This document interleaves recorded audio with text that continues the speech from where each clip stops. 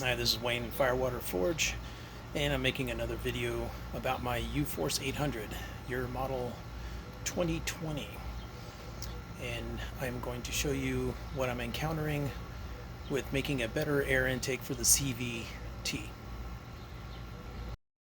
Now, I'm sorry that I already started this project before I decided to video it, but I'm going to tell you what I've done so far. Now, on the driver's side rear tire, there's a panel that goes in here. That's it. There are a couple of bolts that hold it on here. There's a hidden bolt here and one that's kind of hidden back in here, and a couple of screws that screw it to this part here. There's also a couple of clips to remove. And I suggest removing the screw that's down here and the one up here to allow you to move this out of the way. Because once you do that, that panel will come out a lot easier. You still have to kind of fight it right here. Now you can see this air intake, and that's the ducting that goes into the CVT down there. Note the hose clamp is in the way. That's one of the reasons I took that panel out, because there's no way to get at it from this side. Now you'll notice that the ducting is missing between here and the air cleaner housing. I took that out already. And there's a number of bolts that hold it onto this bracket. And there's some way down low you have to get at. So at this point, it's just a matter of getting that hose clamp off and removing that intake there, and we can see what we're dealing with here. Okay, that's a little booger there, and I'll tell you, I don't know what the use of this is, but what I'm thinking at this point is this. Where the CVT intake is here, I mean, you can see a lot of dust gets into it, and who wants to wear out their belt faster?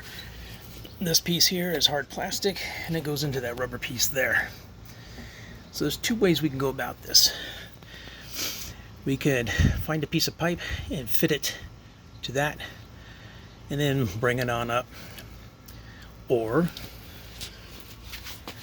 reinstall this, make up a plate to cover this intake, okay, and then from there attach a pipe work to that to go up, and that way its intake will be well above all the dust and grime, and again thus saving you wear and tear in your belt. So at this point, that would probably be the easiest way to go. So that's what we'll do. So I'm going to put all this back except for this here. Well, actually, I won't put any of it back until I get this figured out. I got some Kydex laying around here. I think what I'll do, it's very heat resistant. I'm going to probably use this piece as a template, cut that out, and use that to mount there. And then from there, I'll build out my intake. And I'll let you follow along as I do it. Just as an aside, again, here's where the CVT goes into the box. I mean, look, you can't even see it with the camera, but I'm telling you, there's a lot of dirt in there. So if you live in an area like I do with finely powdered volcanic rock, you definitely want to eliminate that as a source of wear and tear on your machine. And when you open up this box here, that's the inside, you see all the dirt. You find this piece here, not with that, just that. It's in this orientation. Sorry. Now, this is a flexible connection for a 2-inch pipe. Usually has hose clamps here. I took them off. And look what it does. It fits in there almost perfectly. A little bit of glue or something like silicone. Probably be perfect. So I think this might be the basis of what we're gonna do, because this piece will go on here and it'll sit like that. I'll probably leave that bracket in place because I might use it to secure this. And I think we might have ourselves the beginning of a CVT dustless intake. Okay, it's about 107 out here in the shade, so this is a quick This is the direction I'm going to go.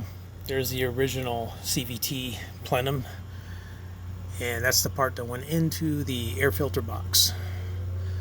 And what I did is I took that rubber connection, I inserted it down, it's almost down to here, and what I did is I glued it in with plenty of silicone, so this thing has silicone all throughout here.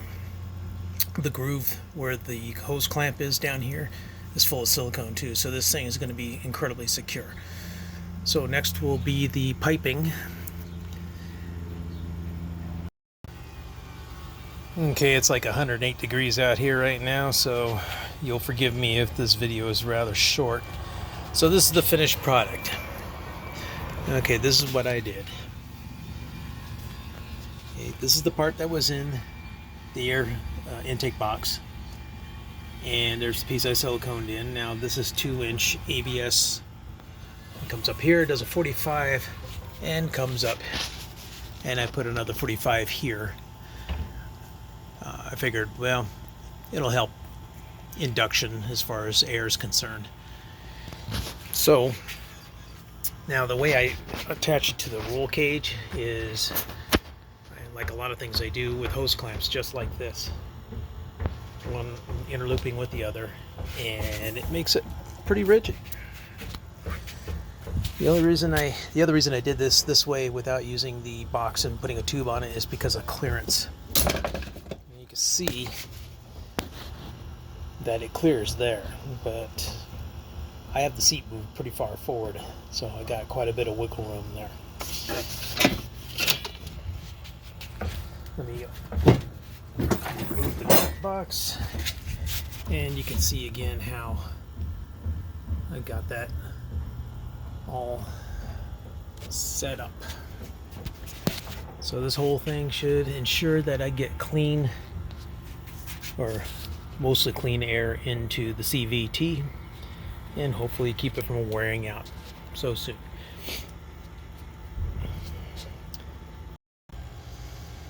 Now, as I said before, this video is actually made to show you what I did. Use it and improve upon it. Don't do it at all. Take it as a way that you don't want to do it at all. And or learn from the mistakes I made and the reasons I took the path I did. If you have any questions or anything, feel free to email me at firewaterforge@yahoo.com, and thanks for watching.